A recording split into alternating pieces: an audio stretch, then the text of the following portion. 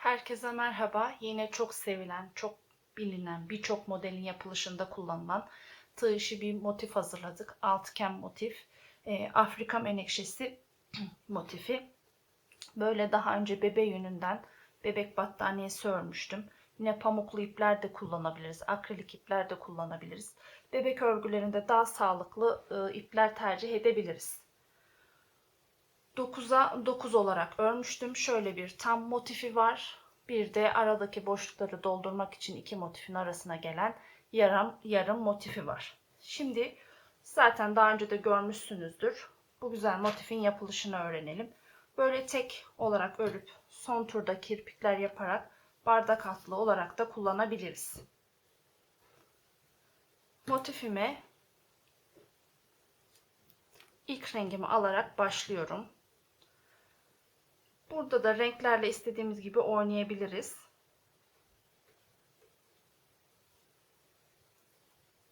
Pembe ipimi aldım. Sihirli halka ile başlıyorum. Hemen 1, 2, 3, 4 zincir çektim. Tığıma ip alıp yanına trabzan olarak battım. 2 zincir çekiyorum. 1, 2 zincir çekiyorum. Aynı yere tekrar batıyorum. Böyle 6 yuva yapacağız. İsterseniz burada 2 2 de gidebilirsiniz. 1, 2 zincir çektim. Aynı yere trabzan olarak battım. Tekrar 1 2 zincir çekiyorum. Trabzan olarak batıyorum. 1 2 3 4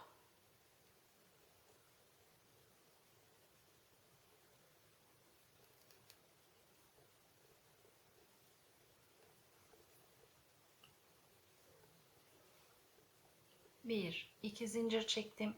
İlk başta yaptığım zincire bağlıyorum. Şöyle 1 2 3 4 5 6 yuva oldu. Burada bağlarken renk değiştireceğim. Şimdi batıyorum normal. Alıyorum. Şimdi tığımda 2 tane ilmek var. Diğer rengimi alıyorum. İstediğiniz turda renk değişikliği yapabilirsiniz. Şimdi diğer rengimi aldım. Normal geçiyorum. İpimi sabitlemiş oluyorum ve güzel bir şekilde rengi değiştirmiş oluyorum. Şimdi ilk yuvaya geliyorum. Şöyle ilmek kaydırmayla ipimi bağlıyorum. 3 zincir çekiyorum. 1 2 3.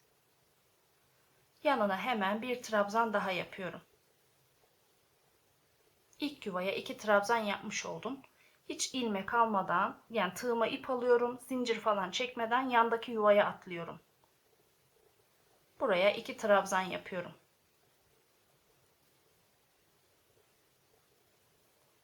Şimdi 3 zincir çekiyorum. 1 2 3. Aynı yere bir trabzan daha yapıyorum. Bir trabzan daha yapacağım. 2. Şimdi tığıma ilmeğimi aldım. Hiç zincir çekmeden yandaki yuvaya atladım. 2 trabzan yapıyorum.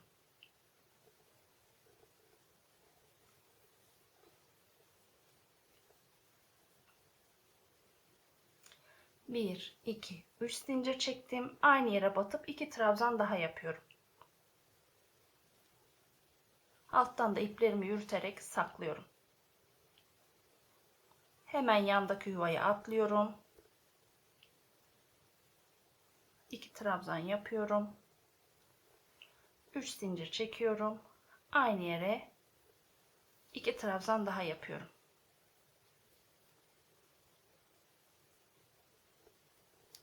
1 2.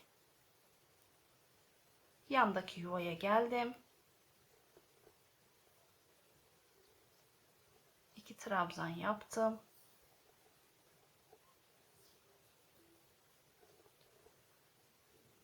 Şimdi 3 zincir çekiyorum.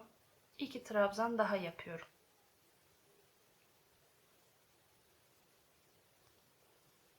Hemen yana geliyorum. 2 trabzan yapıyorum. 3 zincir çekiyorum.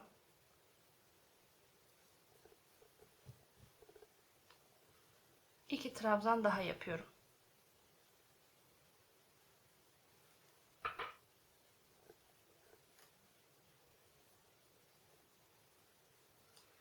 Şimdi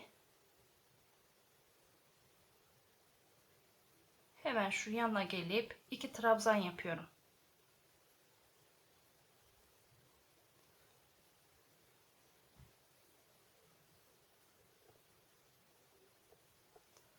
Hemen üst zincirimi çekiyorum.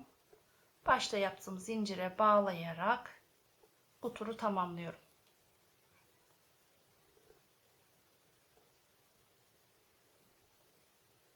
Bir, iki, üç, dört, beş, 6 tane yuva oldu. Altıgen oldu. Yine burada rengimi değiştireceğim. Yok pardon, aynı renkle devam ediyorum. Şimdi şuradaki turdayım. Yuvaya geleceğim. Yuvaya gelmeden şuradaki şeylere, trabzanların üzerine sık iğne ile batıyorum.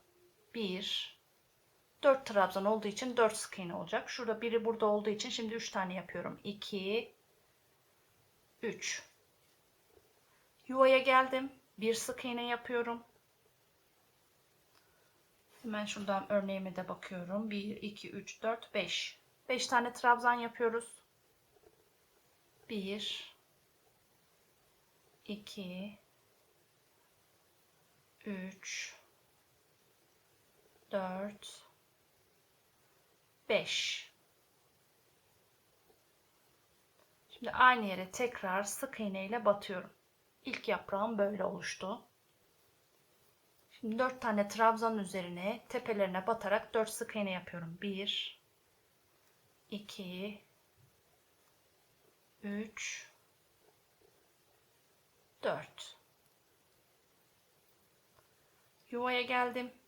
Bir sık iğne yapıyorum yuvaya. Şimdi 5 tane trabzan yapıyorum. 1, 2, 3,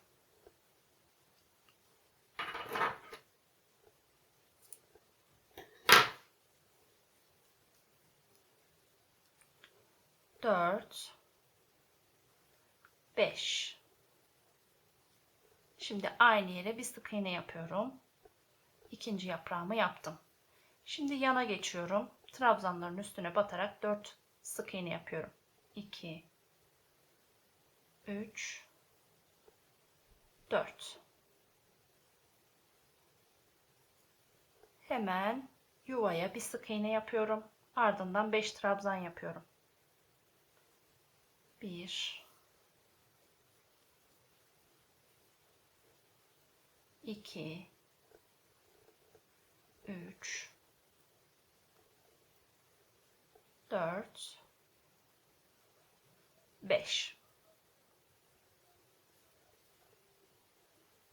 Hemen bir sık iğne yapıyorum. İplerim karıştı. İplerim karışmıştı. Onları kurtardım. Son kalan yaprakları da ördüm. Bu turda yapraklar böyle görünüyor. Şimdi yine renk değiştireceğim. Şurada 3 tane yapmıştık. Baştaki sık iğnemiz kalmıştı. Oraya battım. Normal. Sonra diğer rengimi aldım. Onu ördüm.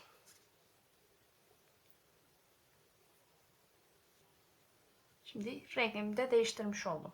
Şimdi tekrar bu turda tüm bir önceki turda yaptıklarımızın tepesine batarak sık iğne oluşturuyoruz. Şimdi burada tam şu iki trabzanın ortasında bir tur alttan batarak öreceğim. Şimdi ilk şeyimi battım. Trabzanımı ördüm. Sık iğnemi. Şöyle alta geliyorum. Alttan örüyorum. Şimdi yanından devam ederek örmeye devam ediyorum. Hepsine bir kez batıyorum.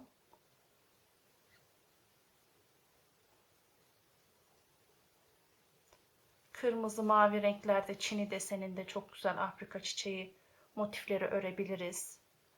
Unutma beni çiçeği, yine kendi orijinal menekşe renklerinde, gelincik renklerinde motifler yapabiliriz. Renklerle istediğimiz gibi oynayabileceğimiz güzel bir motif.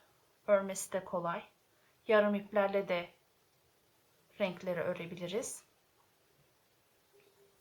Şimdi tam şu ortaya geleceğim. Şöyle 1, 2 tane yaptım. Hemen bir alttan batıyorum. Şu iki trabzanın arasından batıyorum. Normal sık iğne örüyorum.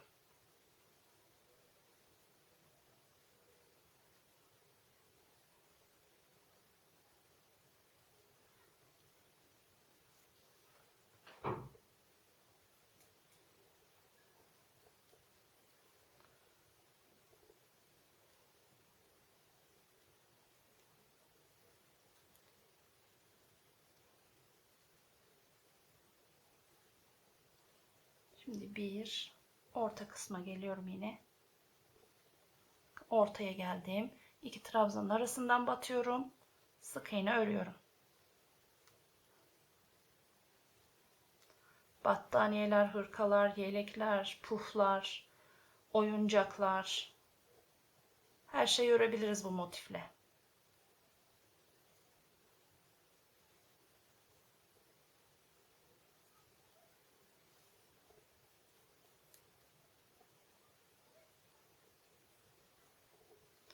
Yine orta kısma geldim. Şöyle alttan batıyorum. Örüyorum.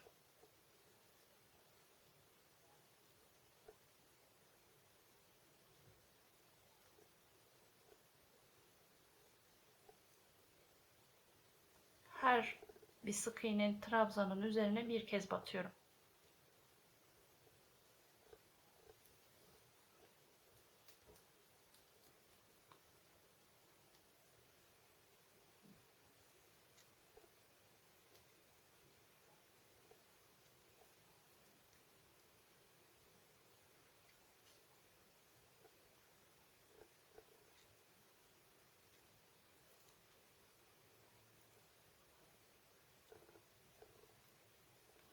Şimdi birazdan tekrar renk değiştireceğim. Tur sonuna geldiğimizde.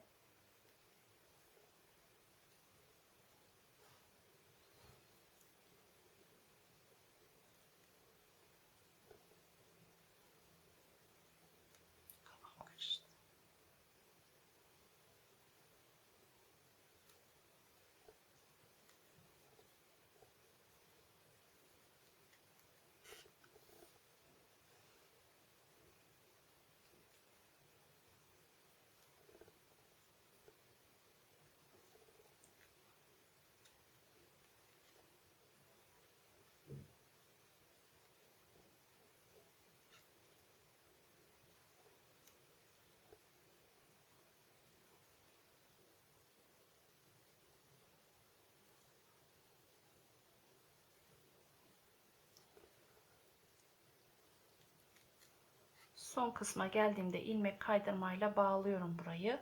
Şimdi ipimi değiştiriyorum. Şimdi bu motifte şuralarda tığa 2 kez ip dolayarak trabzan yapmıştım. Burada tek dolayacağım. Her iki şekilde de örebilirsiniz. Battaniye ördüm demiştim. Onda da yine 2 kez dolayarak yapmıştım. Şimdi ipimi sabitliyorum.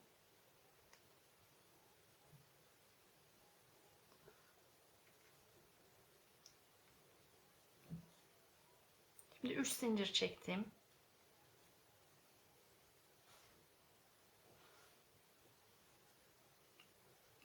Yanına hemen batarak bir trabzan yapıyorum. Hemen yanına batarak bir trabzan daha yapıyorum. 3 4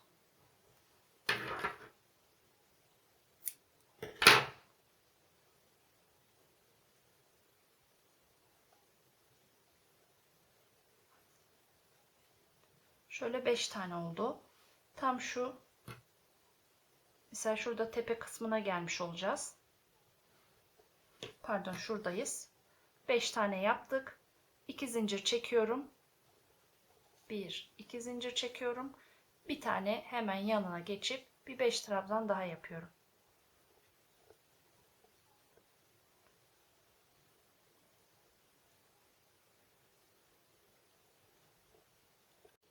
Şimdi 5 trabzan yaptık. Şu tepe kısmın şuradaki tepe kısmın şu kısmını yapmıştık. Şimdi 2 zincir çekip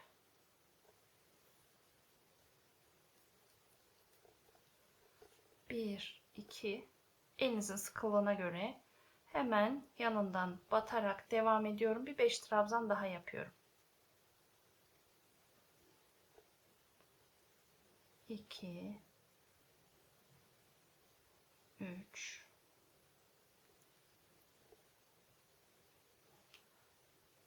şöyle baktım. 3,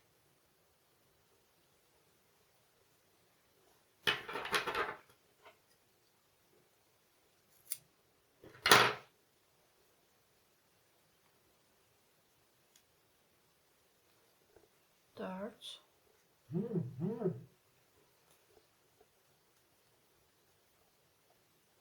5. Şimdi burada 1, 2 zincir çekiyorum.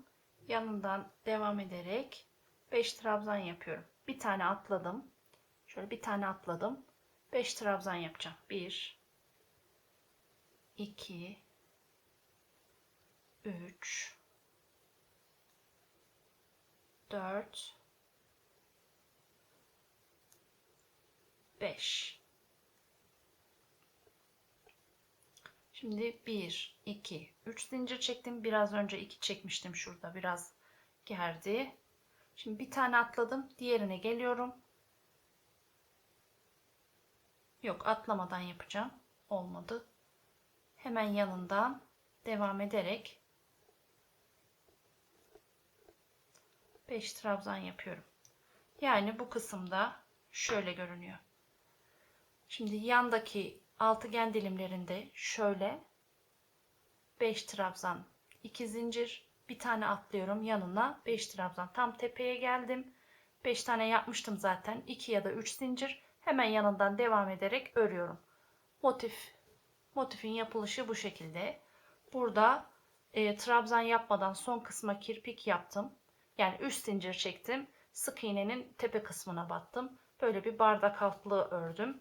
Afrika menekşesinin yapılışı da bu şekilde. Şöyle battaniyede gösterelim.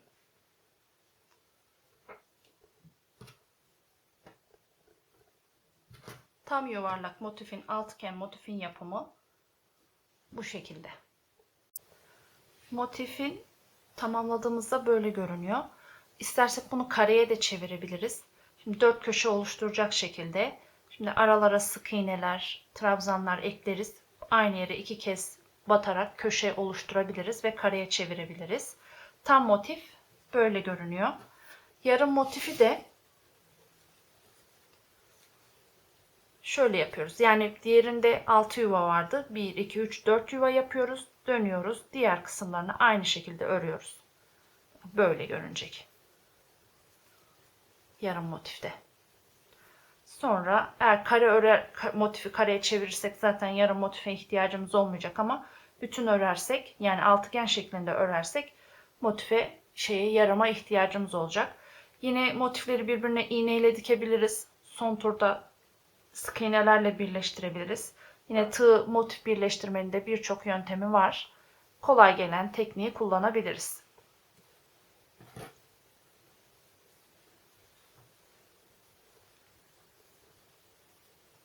Çok güzel 3 tane motif elde ettik. Burada tığa 2 kez dolamıştım. Burada bir kez doladım. Üstüne bir renk daha gidebiliriz. Burada yine kat sayısını çoğaltabiliriz. Afrika menekşesi motifi yapılışı bu şekilde. Bizi izlediğiniz için teşekkür ederiz. Kanalımıza abone olmayı unutmayın. Huzurlu, sağlıklı günler dileriz.